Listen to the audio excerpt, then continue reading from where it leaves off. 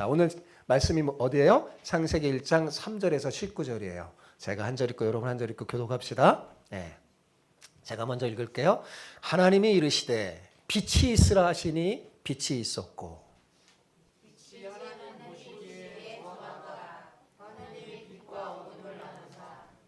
하나님이 빛을 낮이라 부르시고 어둠을 밤이라 부르시니라. 저녁이 되고 아침이 되니 이는 첫째 날이니라.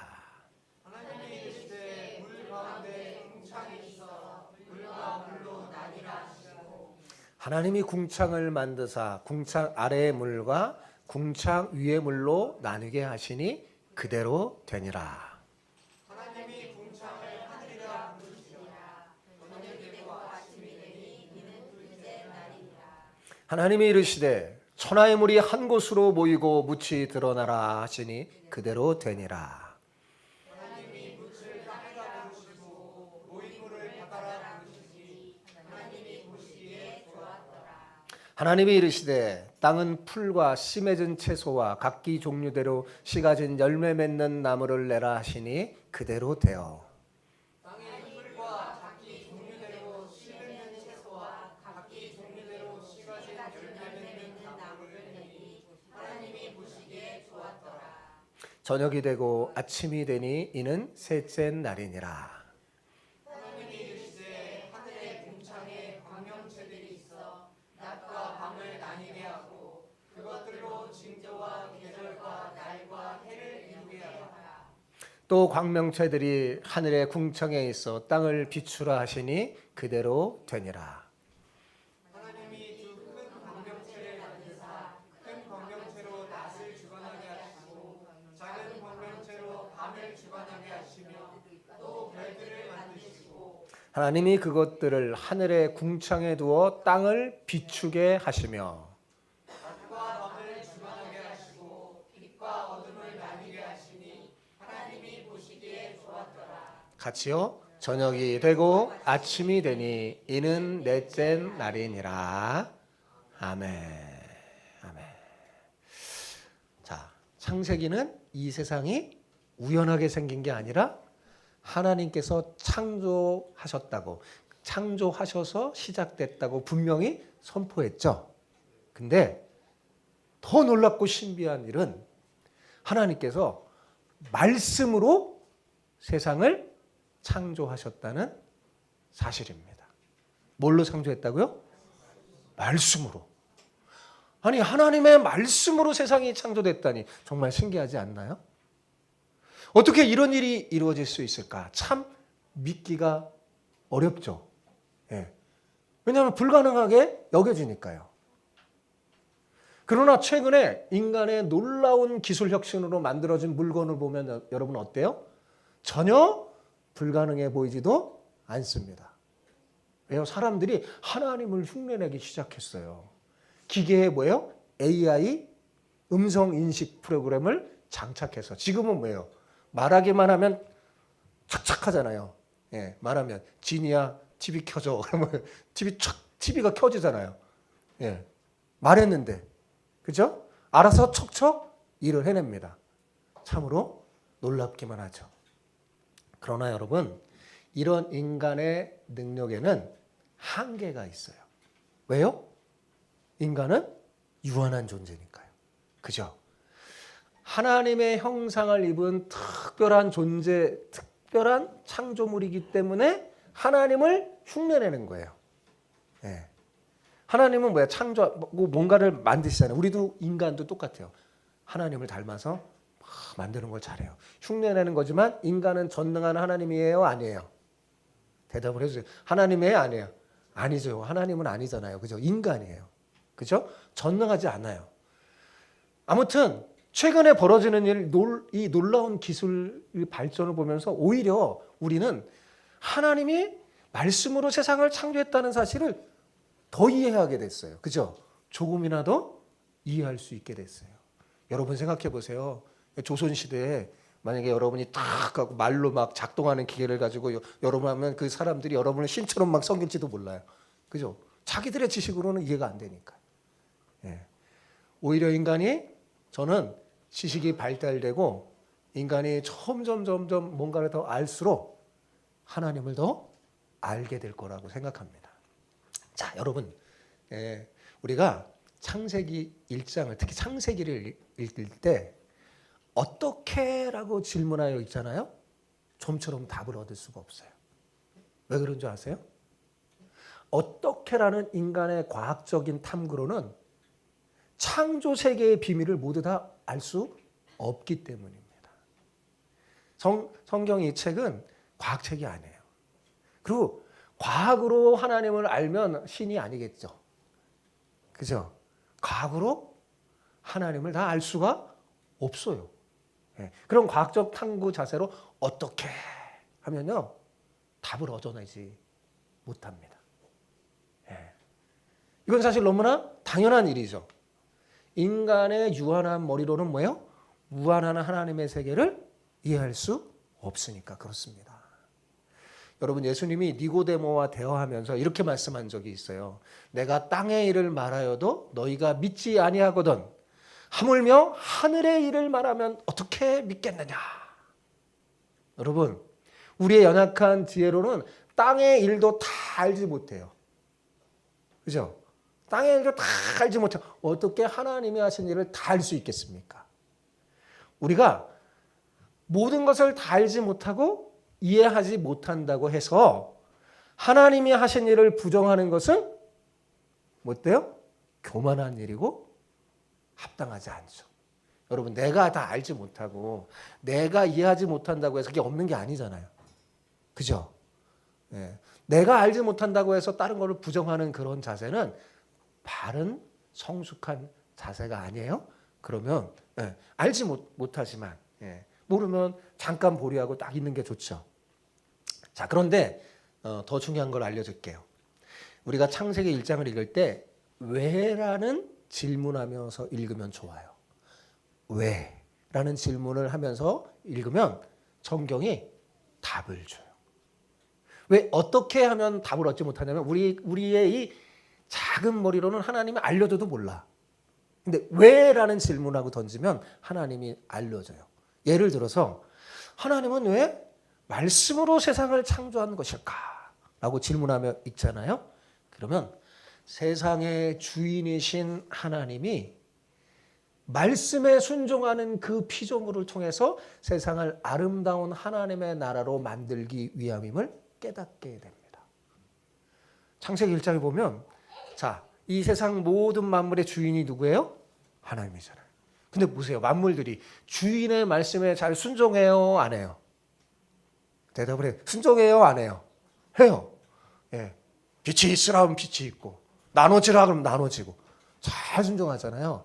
그런 하나님의 말씀에 순종하는 피조물을 통해 하나님의 아름다운 나라, 하나님 나라를 만들기 위함이라는 것을 알게 돼요. 여러분, 하나님이 세상을 창조하신 목적은 하나님 나라를 만들어서 영광 받으시기 위함입니다. 그래서 여러분, 하나님은 모든 만물에 하나님의 흔적을 심어 놓으셨어요. 우리가 보기에는 하찮고 아주 작은 피조물이라도 하나님의 흔적이 숨어져 있어요. 그래서 바울은 로마서에서 이렇게 말했어요. 하나님의 영원하신 능력과 신성이 그가 만드신 만물 안에 분명히 보여 알려졌다고 말해줬어요.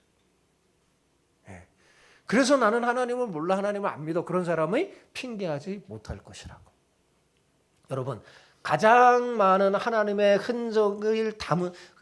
흔적이 담긴 존재가 누굴까요? 누굴까요? 우리 인간입니다. 인간. 우리 인간은 하나님의 형상대로 창조된 유일한 존재로 하나님 나라를 반영할 수 있기 때문입니다. 오늘 옆 사람에게 이렇게 축복하며 인사합시다. 하나님의 흔적을 담은 당신을 통해 하나님 나라가 확장되길 축복합니다. 자, 인사해보시죠. 시작. 하나님의 흔적을 담은 당신을 통해 하나님 나라가 확장되길 축복합니다. 여기 옆 사람 보세요. 옆 사람 보면 하나님의 흔적이 있단 말이에요. 아이들도 하나님의 형상의 흔적이 있는 거예요. 여러분, 우리가 하나님의 형상이라고 라는 거 잊지 않으면 함부로 하나님의 형상에게 폭력을 가하지 않을 겁니다. 그죠? 하나님의 형상이 함부로 짐승과 동물과 산들에게 절하지도 않을 거예요. 여러분, 잊지 마세요. 여러분은 뭐예요? 하나님의 형상이 담긴, 하나님의 흔적이 엄청나게 많이 담긴 특별한 존재입니다. 예. 하나님이 뭐라고요? 빛이 있으라 말씀하시니 어떻게 됐다고요? 예, 하나님이 말씀하신 대로 빛이 있어요. 우리가 읽은 본문에 보면 하나님이 전부 다 어떻게 세상을 만들었냐면 하나님이 이르시되 그랬죠. 이거 무슨 말이에요? 하나님이 말씀했다는 거예요. 하나님이 말씀하니까 만들어졌어요. 빛이 있으라 하니까 하나님이 말씀하신 그대로 됐어요. 이것은 하나님의 말씀이 우리가 흔히 하는 우리의 말과는 비교할 수 없도록 놀라운 능력이 있기 때문입니다. 전에 제가 우리의 말에도 능력이 있다고 그랬죠. 예. 우리의 말에도 능력이 있어요. 근데 하나님의 말은 얼마나 능력이 있을까요? 비교가 안 되겠죠. 예. 그래서 말을 잘해야 되는 거예요. 예. 말이 얼마나 중요한 건지 몰라요. 예. 자, 빛이 생겼어요. 어느 주에. 어느 주에 빛이 생겨서 어느 주에 빛이 쫙 비추니까 어떻게 돼요? 어두웠던 세계가 흑암에 갇힌 세계가 어떻게 해요? 하나님의 영광으로 환해지고 충만해진 거예요. 그런데 여러분, 여기서 우리가 분명히 알아야 할 사실은 뭐냐면 첫째 날 창조된 빛은 우리가 흔히 생각하는 저 태양빛이 아닙니다. 예, 예전에 보면 어린이 성경책 동화책에 보면 막 잘못 그려져 있어요. 빛이 있으라니까 태양빛이 쫙 비추면서 쫙. 태양빛이 아니에요. 왜 그런 줄 아세요? 태양은 언제 만들어졌을까요? 몇째 날에? 넷째 날에. 태양과 달과 별들은 첫째 날이 아니라 넷째 날에 만들어졌어요. 태양도 빛을 비추고 달도 빛을 비추고 별들도 빛을 비추죠. 예, 이런 광명체들이 넷째 날 만들어졌어요. 그렇다면 이 빛이 뭘까요? 궁금하죠? 이 빛이 뭘까요? 이 3절의 빛, 하나님이 빛이 있으라 한 그 빛은요, 근원적인 빛이에요. 하나님에게서 나온 빛이에요. 이 빛에 비하면 태양빛이란 하나님이 어마어마한 우주 공간에 이런 전등불 하나 탁 달아놓은 것에 불과해요. 태양빛은 그거에 불과해요. 이런 거 하나. 예. 요한계시록 21장 23절 한번 볼까요? 요한계시록 21장 23절 같이 읽어봅시다. 그 성은 해나 달의 비침이 쓸데 없으니. 자, 그 성은 마지막 때 하나님 나라를 말하는 거예요. 해와 달의 비침이 쓸데없대. 계속 읽어봅시다. 이는 하나님의 영광이 비치고 어린 양이 그 등불이 되심이라. 여러분, 마지막 하나님 나라에는 별들의 빛이 필요 없다는 거예요. 왜? 하나님의 영광에 비치면 충분하기 때문에 그렇습니다. 처음 세상이 창조될 때는 하나님이 하나님에게서부터 나오는 영광의 광채로 우주를 비췄어요. 빛이 생긴 거예요. 근데 이제 이 망가진 세상이 회복되고 재창조된 하나님 나라는요, 하나님 영광 자체가 비춥니다. 그 나라는 더 자체가 비추. 그래서 이제 거기에는 더 이상 어둠이 없어요. 여러분, 사도행전에 보면 바울이 이 빛을 한번 본 적이 있어요. 다메섹 도상에 다 갈 때, 그때 보면 사도행전에 보면 태양빛이 비치는 낮이었어요. 근데 그 태양빛이 어둡게 느껴질 정도로 훨씬 더 강렬한 빛을 봤어요. 그래서 눈이 멀었죠. 그 빛이 뭐예요? 예수 그리스도의 빛이죠. 예수님으로부터 흘러나오는 그 영광의 빛을 사도 바울이 보고 그 밝은 빛에 눈이 멀었어요. 오늘 창세기 3절의 빛이 뭐라고요? 이 빛이에요. 하나님으로부터 나온 빛. 그래서 신약 성경은 이 빛이 창조주이신 예수님의 비침을 증명합니다. 자, 고린도후서 4장 6절 같이 볼까요? 어두운 데서 빛이 비치라 말씀하셨던 그 하나님께서 예수 그리스도의 얼굴에 있는 하나님의 영광을 아는 빛을 우리 마음에 비추셨느니라. 고린도후서에 보면 창세기의 금방바람 빛이 있으라 한 그 하나님께서 예수 그리스도의 얼굴에 하나님을 아는 영광의 빛을 여러분 마음에도 또 비쳤다는 거잖아요. 그죠? 예수 그리스도의 얼굴의 빛은 하나님의 영광의 빛이에요. 그 영광의 빛으로 그 빛으로 하나님의 영광을 알 수 있기 때문이에요. 그래서 예수님은 이렇게 말했어요. 나는 세상의 빛이니 나를 따르는 자는 어둠에 다니지 않고 생명의 빛을 얻으리라 라고 말씀하신 겁니다. 자, 여기서 우리는 뭘 알 수 있습니까? 참 빛을 따르는 우리 역시 빛을 가진 존재라는 거예요. 그래서 예수님은 믿는 자를 가르쳐서 뭐라고 했어요? 너희는 세상의 빛이라 말씀한 거예요. 그렇습니다, 여러분. 우리는 세상의 빛이에요. 그러나 우리가 반드시 기억해야 할 것은 뭐냐면 우리는 참 빛이 아니라 예수님의 빛을 담은 예수님의 빛이 하나님의 빛이 와서 담겨져서 반사하는 반사체예요. 예수님은 우리 마음에 자신의 빛을 비췄어요. 그래서 우리로 하여금 세상을 비추는 빛이 되게 하신 거예요. 그래서 여러분 그리스도인의 사명은 뭐냐면 세상에 빛을 비추는 거예요. 이 사명을 잘 감당하는 여러분 되시기 바랍니다. 이 세상이 자꾸 어둠으로 가고 잘못된 길로 막 갔을 때 그리스도인인 여러분이 있는 그것만으로도 세상이 질서가 잡히고 달라지는 것. 이 모습이 진짜 그리스도인의 모습이에요. 자, 5절을 볼까요? 5절 시작. 하나님이 자, 오늘 본문 5절. 자, 시작. 하나님이 빛을 낮이라 부르고 어둠을 밤이라 부르시니라. 저녁이 되고 아침이 되니 이는 첫째 날이니라. 자, 여기서도 보면 낮과 밤은 태양으로 인해 생기는 낮과 밤하고는 다른 거예요. 왜요? 아직 태양이 만들어지지 않았으니까요. 그죠? 하나님께서는 어떻게 했냐면 자신의 빛이 임하지 않은 곳을 밤이라 이렇게 부르시고 자신이 빛이 임하는 곳을 낮이라 부르신 거예요. 여기서 우리는 진정한 낮은 태양빛이 비치는 것이 아님을 알 수 있습니다. 여러분, 우리가 하나님의 빛 가운데 거하지 않으면 비록 태양이 비치는 곳에 있어도요, 암흑 속에 사는 사람들이에요. 반대로 우리가 하나님의 빛 가운데서 거하며 그분의 말씀에 순종하며 살잖아요. 태양이 없는 캄캄한 밤에도 밝은 빛 속에 사는 사람입니다. 왜냐하면 우리의 삶을 진짜 인도하는 빛은 저 태양빛이 아니라 하나님의 빛이시기 때문에 그래요. 그래서 예수님은 이렇게 말했어요. 나는 빛으로 세상에 왔나니 무릇 나를 믿는 자로 어둠에 거하지 않게 하려 함이로다. 예수님 안에 있지 않으면 그 사람은 일평생 어둠 속에 사는 사람입니다. 여러분, 빛을 창조할 때처럼 하나님은 말씀으로 하늘을 창조하셨어요. 궁창이 있으라 하니까 그대로 된 겁니다. 말씀으로 궁창을 창조하신 하나님은 그 궁창을 하늘이라고 칭하셨어요.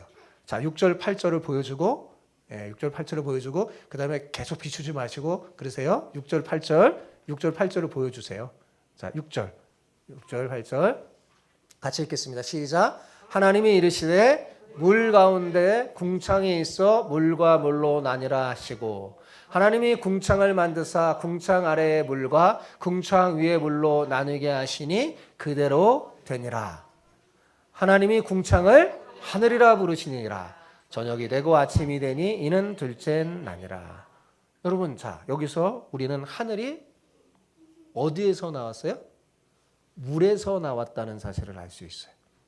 참 신기하죠. 어떻게 하늘이 물에서 나왔을까? 그런 말 들어봤어요? 좀처럼 이해가 안 되죠.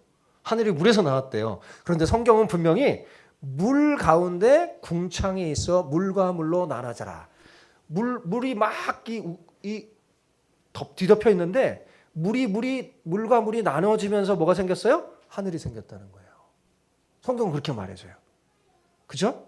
그러니까 여러분, 이 창세기를 보면서 우리는 처음 지구의 모습을 알 수가 있어요.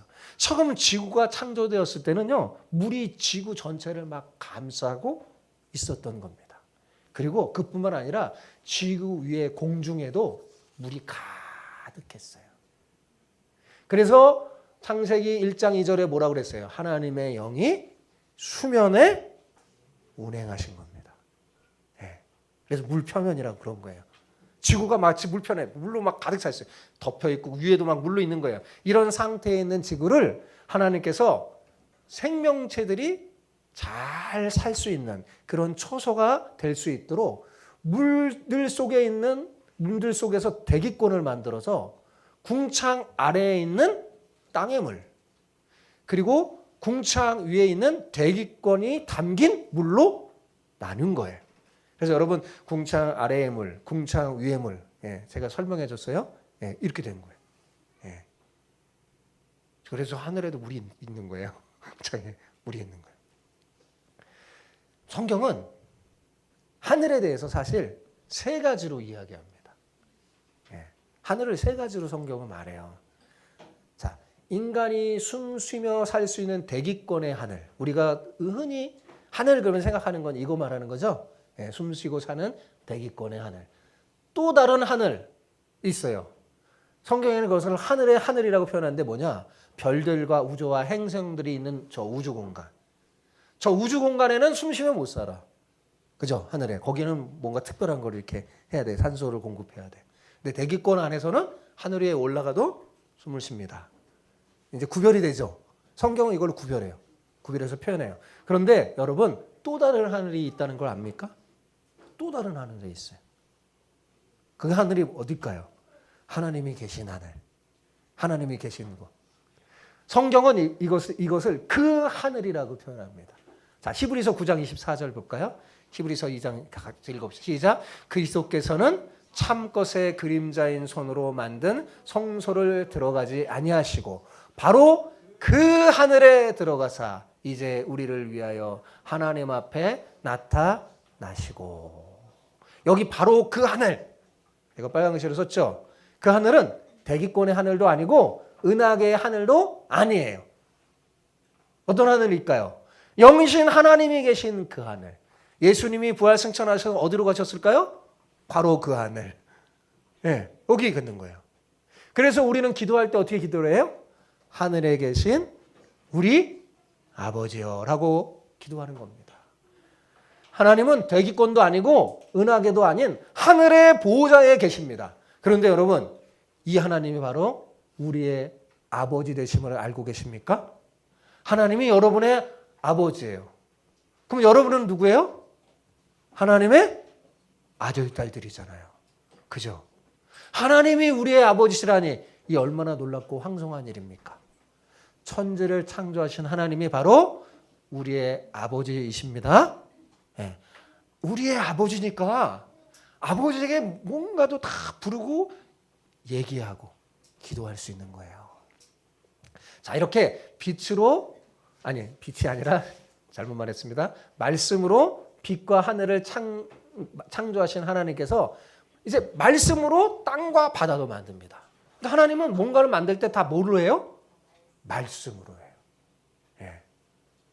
요즘 그래서 사람이 하나님 흉내한다고 그러잖아요. 이제 사람도요. 앞으로는 제가 보면 다 말로 할 것 같아요.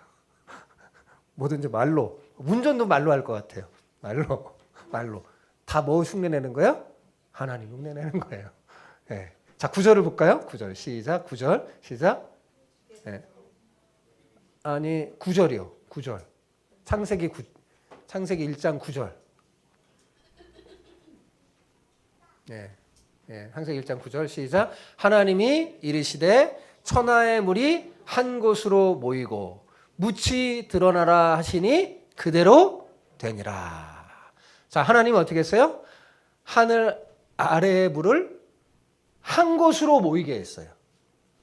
물에게 한 곳으로 모이라 명령하니까 뭐예요? 물들이 한 곳으로 막 모이는 거예요. 그랬더니 뭐예요? 흙이 드러난 거예요. 흙이. 이 하나님이 이 마른 흙을 뭐라고 칭했다고요? 땅이라 그랬어요.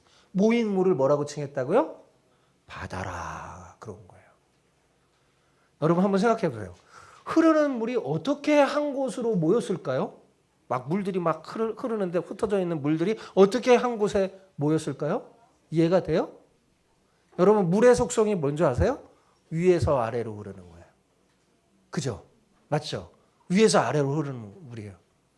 네.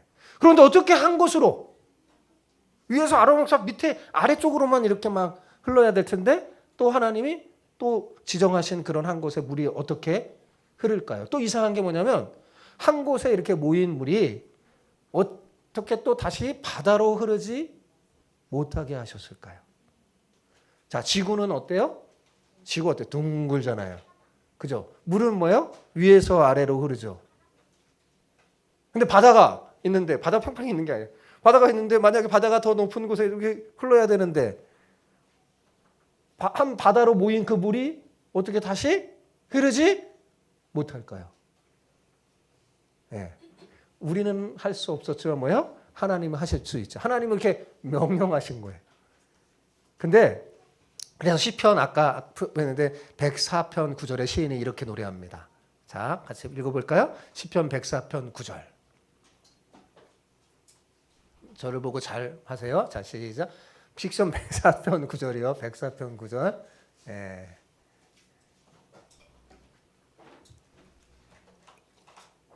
시작. 여호와의 말씀이니라. 너희가 나를 두려워하지 아니하느냐? 내 앞에서 떨지 아니하겠느냐? 내가 잠깐만요. 네. 저거는 시편 제가 잘못 적었군요. 네. 시편 104편 9절은 저게 아니라 저 예레미야 5장 22절인데요. 저게 아니에요. 저게 아니고요. 시편 104편 9절은 제가 말해 드릴게요. 주께서 물의 경계를 정하여 넘어지지 못하게 하시며 다시 돌아와 땅을 덮지 못하게 하셨느니라. 하나님이 뭐예요? 하나님이 이렇게 하셨다는 거예요. 그럼 어떻게 물이 다시 이렇게 돌아와 덮지 못하게 한 걸까? 놀랍게도 하나님은 모래로 육지와 바다의 경계선을 넘어서 땅을 덮지 못하게 한 거예요. 저는 목사이기 때문에 성경적으로 말해주는 거예요. 근데 성경이 나중에 보면 과학이 이것을 증명하는 것 같아요.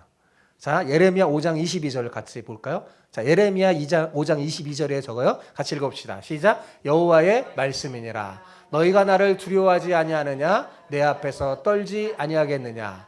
내가 모래를 두어 바다의 한계를 삼되 그것으로 영원한 한계를 삼고 지나치지 못하게 하였으므로 파도가 거세게 일어나 그것을 이기지 못하며 뛰노나 그것을 넘지 못하느니라. 네, 그렇게 하셨다는 거예요. 왜? 우리 인간이 잘 살 수 있도록 하기 위해서.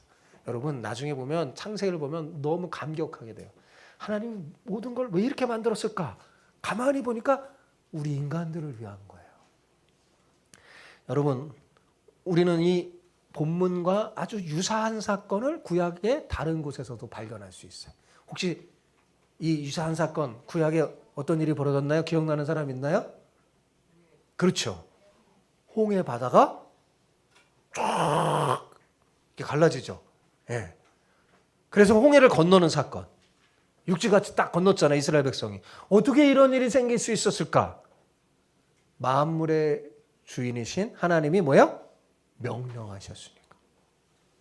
여러분 만물은 주인이신 하나님의 명령에 순종할 수밖에 없습니다. 하나님이 명하시면 그대로 되는 거예요. 천하의 물이 한 곳으로 모이라 그럼 한 곳으로 모이는 거예요. 예수님이 신약 성경에 하나님 신을 증명하는 큰 장면 중에 한 명도 뭐예요? 바람과 파도를 어떻게 해요? 명령하죠. 잠잠하라 하니까 뭐예요? 잠잠한 거예요. 왜요? 예수님이 창조주 하나님이시니까. 만물은 주인이신 자신을 만든 창조주 하나님에 순종합니다. 하나님께서는 이 지구 전체가 변해서 산맥들과 산들이 생겨나게 하고 깊은 곳에 또 물들이 모여지게 나눠지게 했어요. 그러니까 하나님이 있잖아요. 다 나누면서 질서를 세우는 거예요. 이렇게 해놓고 하나님이 식물로 땅을 덮이게 하신 거예요. 자, 11절 오늘 본문 창세기 1장 11절 12절 같이 읽어봅시다. 시작. 하나님이 이르시되 땅은 물과 씨 맺는 채소와 각기 그 종류대로 씨 가진 열매 맺는 나무를 내라 하시니 그대로 되어 땅이 풀과 같이요. 땅의 풀과 각기 종류대로 씨 맺은 채소와 각기 종류대로 씨 가진 열매 맺는 나무를 내니 하나님 보시기에 좋았더라. 그러니까 하나님은 미리 만반의 준비를 다 하고 이렇게 씨 맺는 초목과 열매 맺는 나무를 만드셨어요. 그렇게 함으로 땅 자체가 여러분 땅 자체가 무슨 생명체를 탄생하느니 그런 생각을 일체에 차단한 거예요. 어디까지나 생명은 항상 누구에게 나온 거예요? 하나님에게서 나온 거예요. 뭐 저절로 생기는 게 아니에요. 땅이 저절로 생기는 거 아니에요. 여러분 하나님이 처음부터 고등한 식물을 만드셨지 저급한 박테리아나 아베마를 만드시고 그 다음에 생명체가 막 어떻게 해서 진화하게 만든 게 아닙니다. 이런 진화는 가설이고 추측일 뿐이지 아무런 증명도 없어요. 그 가설은 정말 하나님의 창조를 부인하게 할 가설이고 억지일 뿐입니다. 여러분 생명은 기억하세요. 창조된 거예요. 그죠? 생명은 창조된 거지 결코 무기물에서 진화된 게 아니에요. 생명이 없는 그 무기물에서 진화된 게 아니에요. 그래서 여러분 창조된 거는 다른 종으로 전이되거나 변화되고 진화되지 않습니다. 맨 처음에 지금 최근의 진화론자는 이것을 인정해요. 초기의 진화론자는요 안 그랬어요. 이거 막 다 종도 전이돼서 이렇게 된다고 그랬는데 지금은 막 과학이 발전하니까 이 진화론자도 종이 다른 종으로 진화되는 게 불가능하다는 걸 알았기 때문입니다. 그래서 예전에 제가 막 원숭이가 요즘 진화론자들도 그렇게 생각하지 않더라고요. 제가 진화론 책을 읽으니까 그 사람들도 원숭이는 원숭이 종으로 간대요. 사람은 사람이래요. 바뀌었어. 예, 발전하니까 이렇게 바뀝니다. 예, 종이 다른 곳으로 진화하거나 변화되지 않고 이제 진화론자는 뭘 얘기하냐면 종 안에서의 진화를 말합니다. 종 안에서의 진화가 있어요. 예, 이거는 성경적인 거예요. 그러니까 제가 그랬잖아요. 흐르면 흐를수록 지식이 발전할수록 하나님을 더 알게 됩니다. 이렇게 하나님은 세상에는 무기물뿐이었는데 먹을 것이 하나도 없는데 말씀 한마디로 온갖 풀과 식물을 덮이게 했어요. 왜? 우리 먹여 살리려고. 거기 생명체들, 동물, 다음에 창조될 동물들을 먹게 살게 하시려고 하나님이 식물을 쫙 덮은 거예요. 그러면서 만족하시면서 하나님 보시기에 좋아하셨어요. 사랑하는 성도 여러분, 이거 얼마나 황송한 일입니까? 우리를 위해 어둠뿐이었던 이 세상에 빛을 만드시고 하늘과 땅과 바다를 만드신 하나님이 우리에게 먹을 식량을 주시기 위해서 각종 식물을 만든 거예요. 여러분을 향한 이 하나님의 사랑을 잘 알고 있습니까? 여러분 이것도 부족해서 하나님은 하나님의 독생자 예수 그리스도까지 우리에게 주셔서 우리의 허물과 죄를 용서해 주시고 우리를 구원해 주셨잖아요. 왜? 여러분을 너무나 사랑하시기 때문에 그래요. 이 놀라운 하나님의 사랑을 여러분 꼭 마음에 담고 기쁨으로 사는 여러분 되시기를 바랍니다. 자, 봅시다. 자, 빛과 하늘, 땅과 바늘, 그리고 각종 식물, 뭘로 만들었어요? 말씀으로. 그 창조하신 하나님이 13절에서 19절까지 해, 달, 별들 역시 뭐로 창조했을까요? 말씀으로 창조하셨다고 말합니다. 여러분, 모세가 창세기를 했을 때 당시 주변의 대부분의 나라도 우주 창조에 대한 여러 가지 막 견해가 있었어요. 그리고 당시에는 종족마다 다 신들이 있었어요. 그리고 사람들은 그 신들에 의해서 사람이 만들어졌다고 하죠. 그리스 신화에도 보면 사람이 만들어진 신이 막 만들잖아요. 뒤로 막 돌을 던지니까 막 사람이 되고, 그렇죠? 예, 막 그런 게 있어요. 이것은 무려 400년간이나 애굽의 신들만 보고 자랐던 이스라엘 백성에게도 마찬가지였어요. 이 모든 면에서 미숙한 그 광야에 있었던 이스라엘 백성에게 모세는, 그래서 이 모세는 사람들에게 하나님에 대해서 알려줄 필요가 있었어요. 너무 무지하고 이 세상에 만든 거짓 신들에 막 오염된 사람들에게 하나님을 소개할 필요가 있었어요. 애굽의 신들이 광대한 제국을 만들었다고 생각했던 이스라엘 백성들에게 모세는 오직 하나님만이 온 세상의 창조주고 창조주임을 선포한 거예요. 이런 모세가 창세기를 말하는 이 이야기를 들은 당시 사람들, 이스라엘 사람들은요 엄청나게 충격을 받았어요. 엄청난 폭탄 같은 선언이었어요. 왜냐하면 당시에는요, 여러분, 사람들이 하늘, 궁창도 신이야. 궁창을 섬겨요. 하늘도 신이야. 해도 뭐예요? 신이야. 달도, 별도 다 신이야, 이런 거. 신처럼 숭배하던 시절이었어요. 그런데 이 모든 것을 뭐라고요? 하나님이 창조했다고 선언하니까 이 놀라운 선포에 사람들이 얼마나 충격을 받겠어요. 놀라운 거예요. 지금도 어리석은 사람들은 자기보다 더 크고 위대하게 보이는 사람들을 숭배하죠. 예, 오래된 일이 아니에요. 예, 우리도 좀 뭐 불과 몇백 년 지나가면 뭐 산도 숭배하고 별거 뭐 자연 만물을 막 숭배해. 그죠? 이게 얼마나 한심한 일이에요. 여러분 기억하세요. 하나님 외에는 이 세상에 신이 있을까요? 없을까요? 없습니다. 예, 말씀을 정리할게요. 여러분, 우리는 오늘 본문을 통해 뭘 알 수 있습니까? 하늘의 해와 달과 별들은 신과 같은 존재가 아니라 뭐예요? 하나님의 말씀으로 창조된 피조물에 불과하다는 사실입니다. 그리고 이 모든 것도 사실은 다 우리를 위한 거라는 거예요. 여러분, 하나님이 어마어마한 공간에 전깃불 하나 딱 달아놓은 게 뭐라고요? 그게 태양이에요. 빛으로, 하나님의 빛으로 이 지구에 생명을 주시고 태양불을 전깃불처럼 사용하신 겁니다. 자, 제가 앞에서 말했지만 뭐예요? 태양빛하고 첫째 날 하나님이 창조한 빛은 같은 거예요? 다른 거예요? 다른 거예요. 첫째 날 창조된 빛은 피조물에게서 나온 첫째 날 창조된 빛은 이 피조물에게서 나온 그 빛이 아니란 말이에요. 하나님의 영광이 반사된 빛이에요. 정비되지 않은 피조물은 마치 하나님이 피조물을 만들었는데 이 빛을 낼 수가 없었어요. 그런데 하나님의 빛이 온 우주에 비치니까 이 피조물이 자기 기능을 하기 시작한 거예요. 그러면서 하나님의 영광으로 충만하니까 하나님 보시기에 좋았더라. 그런 거예요. 막 기능을 하기 시작하는 거예요. 하나님의 빛이 비치자 이 우주가요 움직이기 시작한 거예요. 그러니까 아시겠어요? 여러분 우주가 가만히 있는 게 아니에요. 움직여요. 움직인단 말이에요. 법칙대로 하나님의 법칙대로 움직이기 시작한 거예요. 그러나 이 생명체들이 특별히 하나님이 생명체들은 지구에 만들었어요. 이 생명체들이 지구에 잘 자라기 위해서는 지속적인 빛이 필요했어요. 그래서 지구를 계속 비춰줄 그것이 필요해서 만든 게 뭐예요? 태양, 달, 별들을 만든 거예요. 성경에 큰 광명체, 작은 광명체, 별들. 큰 광명체가 뭘까요?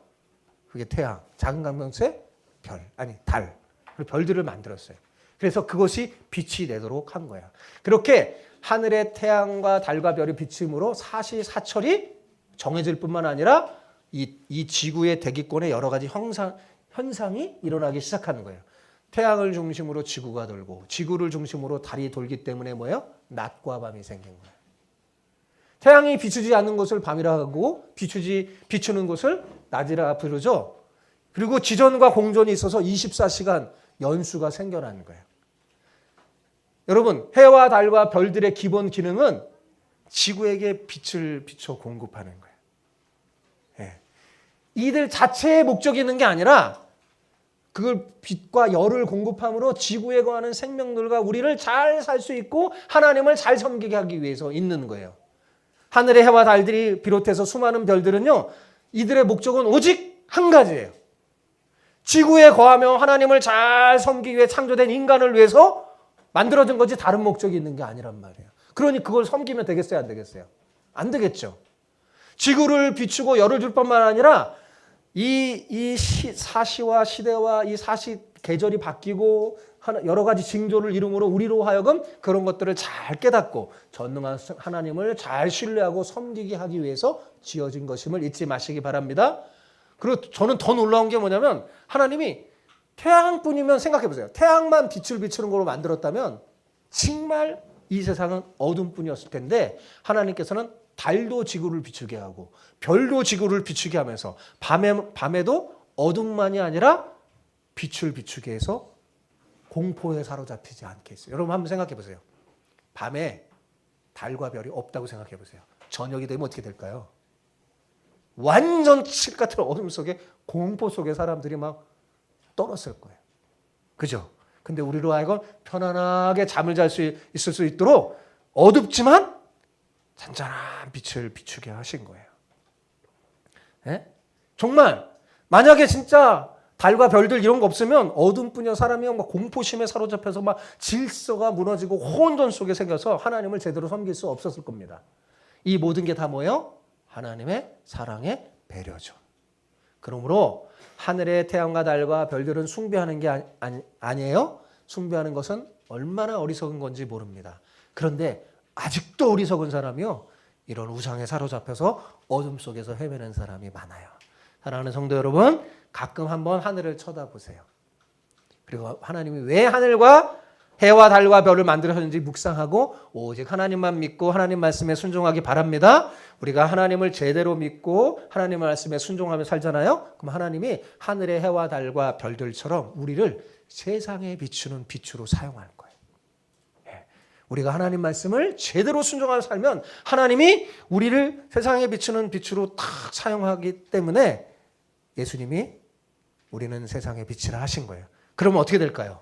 어리석고 무지한 사람들, 하나님 모르는 사람이 여러분을 통해서 빛이 비춰서 하나님을 알게 될 겁니다. 아무쪼록 여러분 모두 이 사명을 잘 감당해서 하나님 나라를 더 확장하고 아름답게 하는 복된 사람이 되기를 축복합니다. 아멘.